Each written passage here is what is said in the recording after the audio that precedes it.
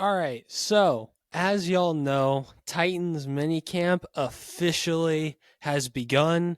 It started this week, and honestly, I could not be more happy to have the Titans back in my life. Thinking about, what's going to happen with Cam Ward and all this stuff. And, well, let's just say it's not disappointed so far. So anyway, what's good, y'all? Welcome back to the Titans Rundown. I am your host, Micah McCamey, and wow, we've got some stuff to get into in this episode. Y'all probably already know what's going on with this. This will just be my personal thoughts on it, and that's really all I got for that. Again, I'm really excited to get into this. Again, really excited to have Titans football back. Like, look, here's the thing, right? Obviously, it's not permanently back. We're going to go on a couple of months of hiatus whenever Titans mini camp is over because it only lasts like 1 week. Then we're going to go on a hiatus throughout parts of June and most of July. And then we will have Titans football back permanently until, well, the hopefully February, but most likely until early January. So anyway, we're going to capitalize on this period of time right now. If y'all want more content about the Tennessee Titans, hit the like button, subscribe if you want to. It just helps me out with the algorithm and stuff. I don't like begging for subs and likes, but I know that it is part of the job. So anyway, here we go. All right. Cam Ward. We got to start out with that. Oh my gosh. We've got some things to get into with this man. All right. So here's the thing. I'm recording this on Wednesday, so if the video's out later, sorry about that. I had stuff going on this week, but I'm happy that I held it off, but oh my gosh. Day one. Okay, here's the thing, right? He starts out with an early pick on the third or fourth pass. And I know what you're thinking, Micah. That's not really that great, And I get that. I would be upset about it too. It's just early pick, man, dude. That probably doesn't help his confidence or anything. But then the rest of the practice happened. And let's just say that Cam Ward went on to have potentially the best practice the Tennessee Titans quarterback has had in my lifetime for sure, but potentially since Steve McNair, potentially of all time. Again, obviously we haven't had this type of access that we do now to what's going on inside the Titans building with minicamp and training camp and all that stuff. But 20 of 21, I feel like that's pretty hard to beat whenever, and the only incomplete pass that he threw was that interception. That's ridiculous. So the ball never technically touched the ground. Think about that. Yeah, man, this was something that made me personally really happy. I want to ask though, okay, leave me this in the comment section below. Do you think that this was the best day that the Tennessee Titans quarterback has had in the summer in the past 20 years for the Titans? I want to know. Let me know. Because I personally feel like that it is, mostly just because of the fact that we just haven't had great quarterback play. Look, I like Mariota. I wish that he would have had a better supporting roster, and he had some really good training camps, but it just never really amounted to too much during the regular season. Mettenberger, you kidding me? Jake Locker, that dude was terrible in training camp. I'm sorry to Jake Locker because I like the guy. He had some fine moments, but he was always injured and just overall wasn't really a great quarterback. But oof, man, he had some really bad training camps. It was to the point where whenever he was in year 2, he was still getting outperformed by an ash-induced Matt Hasselback, or was it Tim Hasselback? I think it was Tim Hasselback. It was one of the Hasselbacks. Which one played for the Titans? Give me 1 second. I'm looking this up because it's going to bug me for the rest of the episode. Okay, so it was Matt Hasselback. I just had to be sure of that. Yeah, no, Matt Hasselback was still outperforming him. That is pretty sad. And this was on his way out the door, Matt Hasselback. This isn't like Seahawks Hasselback, who was really good. No. And then before that, Vince Young? He probably didn't do that great. Kerry Collins? No. Just Just we've had some really meh quarterback play, and it's really relieving to see a quarterback have this good of a day. And honestly, it's like I've been on the Cam Ward hype train since like a month before the draft, since we did draft him, but this just really reassured it for me this day alone. Like, look, okay, did he have as good of a day on Tuesday? No, he didn't, but he still had a really decent Tuesday. Or yeah, really not a really decent Tuesday, but a really decent day on day 2, to say the least. I also want to credit to Cam Ward that this was a day that showed his bounce back ability. Again, you throw a pick early in the practice, and after throwing that pick, instead of just completely losing your mind, not really getting your head back in it, and just folding over mentally, like, no offense, but kind of like what Will Levis used to do whenever he would throw a pick, even in practice, or especially during the actual NFL season. Like, instead of just folding over mentally, he bounced back big time, and he completed every single one of his passes after that. Now, was one of those a little lucky with Alec Eomanor going up and getting it? Yeah, okay, it was. But still, just a really solid day by Cam Ward. Okay, before I get into day 2 of Cam Ward, I want to talk about 2 things just really fast. First off, wide receiver group. Really excited about what the rookies have done. I don't hear a lot about Scheimdike whenever I'm looking at the the Jim Wyatt reports, and I don't hear that much about him in general. But I feel like I see him in a lot of the clips, which I feel like should be a good sign. I also really like what I've heard about Alec Eomanor. Like, Buck Rising's on the bus, Easton Freeze is on the bus. Like, everybody that's been watching has just said this kid's gonna be something. And honestly, that gets me really excited because, again, he was a round 3 wide receiver and was really, really solid. But anyway, again, really happy to see that. And then obviously Xavier Restrepo had his best day 1 of minicamp. Was just really solid overall. And it's probably been really helpful to Cam Ward, who has been trying to adjust to the NFL, having his buddy from college in there, which is something that I really like. But anyway, also, I do want to mention Big Jeff and Cam Ward barking at each other in practice. It's starting to become a daily thing, according to Buck Rising. And honestly, I really hope it keeps going because I absolutely love hearing about that stuff. Like, I love hearing about Cam Ward trying to establish himself in camp and just overall trying to get people to show him respect. And I feel like that he earned Big Jeff's respect by bouncing back. Also, I want to apologize to Big Jeff. I saw that he lost 21 pounds. Good for him. I just want to apologize because I thought that he was being a little lazy. That was told from last week, but he has been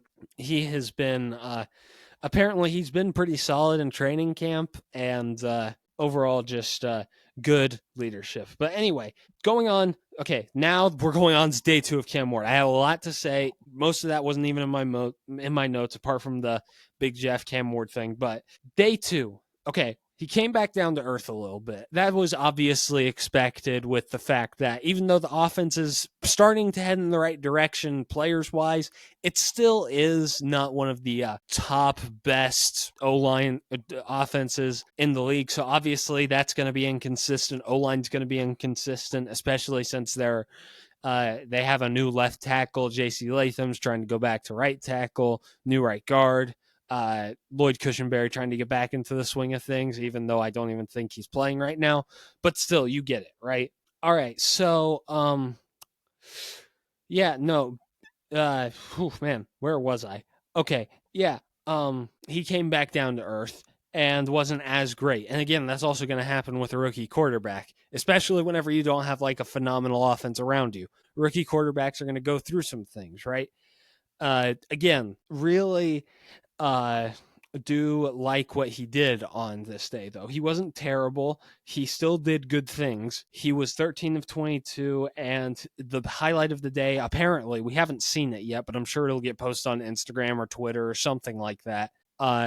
where he got a 50-yard bomb down the field to Calvin Ridley in the middle of a blitz. That just shows his composure a little bit more again. Like, look, I was really happy to see the defense bounce back, but I'm also happy to see that Cam Ward still wasn't just completely off the wall terrible this day. And just overall, like, again, even if it was a terrible day from Cam Ward, he's going to have ebbs and flows. He's going to have some really, really great days, but he's also going to have some really, really bad days. So anyway, just really happy to see the production that I've seen out of Cam Ward through these first few days. Don't have that much else to talk about with the day 2 as I did day 1, but still. All right, here we go. Linebacker battle. Okay, so this is something that has been on the radar for the Titans for a minute, and it's been something that I especially have been focused on.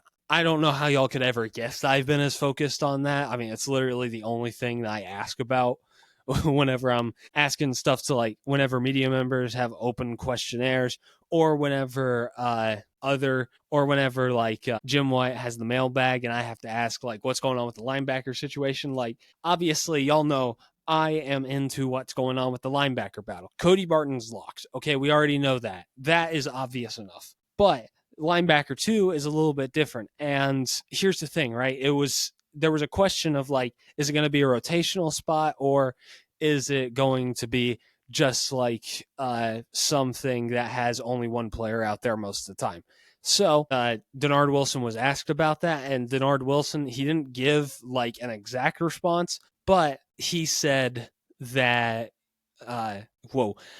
sorry, it slipped out of my mind. He said that he wants the best 11 guys out there, which makes me think that would most likely mean that linebacker 2 is going to be a position that is held by only one person, and then there will be some people that rotate in, but not as much. So here's the thing, right? I know Otis Reese has his little fan club within the fan base. I get it. Like, there is a lot of appeal to that. He's had some good moments whenever he's been able to play. But here's my thing. I don't think it's going to be Otis Reese. I don't think it's going to be any of those other linebackers. It's between Cedric Gray or James Williams. That is, to me, the most obvious thing. That's the most that we've heard about. That's the most that the Titans PR team has been pushing. Like, again, like you see more pictures of Cedric Gray and James Williams than you do like an Otis Reese. Right? So it's between those two. Okay, both have had some big moments. Otis Reese recovered a fumble today. Apparently, James Williams has been really good off the blitz like he was in college. But, man, it's such a tough decision for these two, right?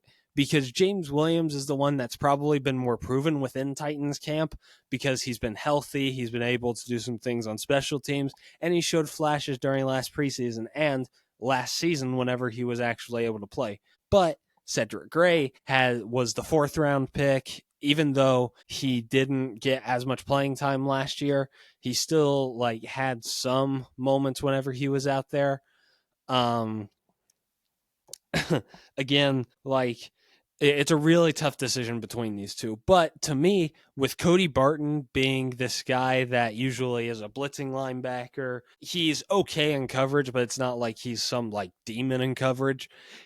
I think it's going to come down to who is the best at coverage between these two, and that's why I think Cedric Gray ends up winning the battle for linebacker 2. Why do I think this? Again, coverage. And he has the higher draft capital, which I hate to say this because I wish it wasn't true, but again, draft capital is going to play a role in what's going on with this.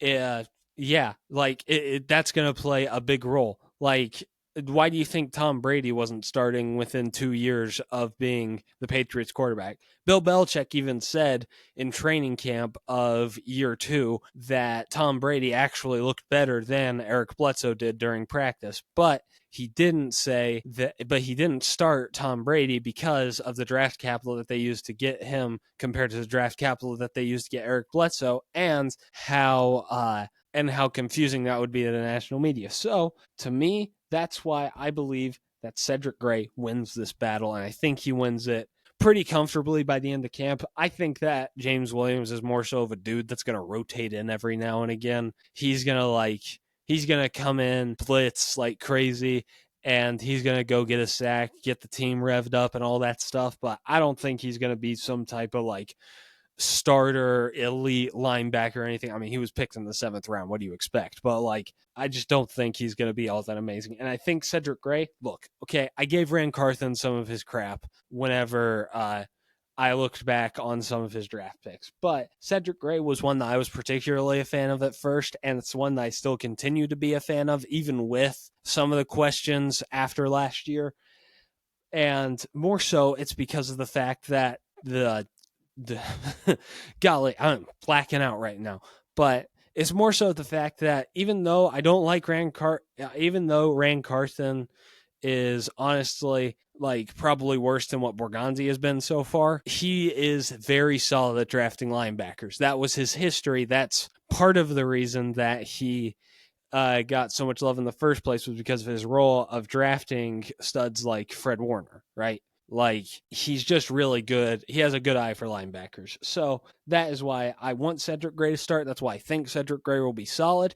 And that's why Cedric Gray is one of my personal favorite players to look out for on the Titans this year. Okay, last subject, and then we're going to be done. I'm going to keep this one a little bit more quick because my throat is starting to get a little sore just by talking this much. I don't know where that came from, because usually I'm able to trounce through this 20, 30 minutes without feeling too bad, but I don't know, allergies these days, I guess. But anyway, O-line. So here's the reports that we've heard so far. J.C. Latham has been the best by far, and it's not even close. That is something that we need to hear about, right? That is what we want to hear coming out of camp. And honestly, it's the reason, and it's the reason that people have higher expectations for J.C. Latham this year, because of the draft capital that was used on him. And because that draft capital was used on him, he needs to go in there and be the best. I don't know about by far, but I feel like that he definitely needs to go in there and be the best. And at bare minimum, be like the second best. Because again, Peter Skoronski, really, really good lineman going into year 3, probably going to be a Pro Bowler this year, at least in my opinion. But still, Latham needs to be really, really solid. Okay.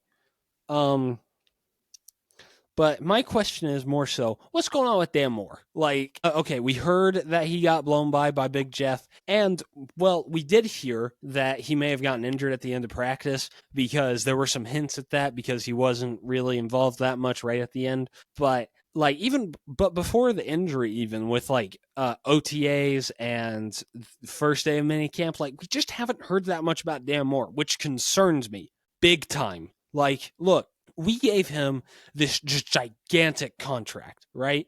With the expectation that most of the sacks that he allowed were on the quarterback more than they were so on him. But here's the thing. Oh, it's lagging. It's lagging on my end at the very least. Okay, sorry about that. The camera was doing some weird laggy things right in there.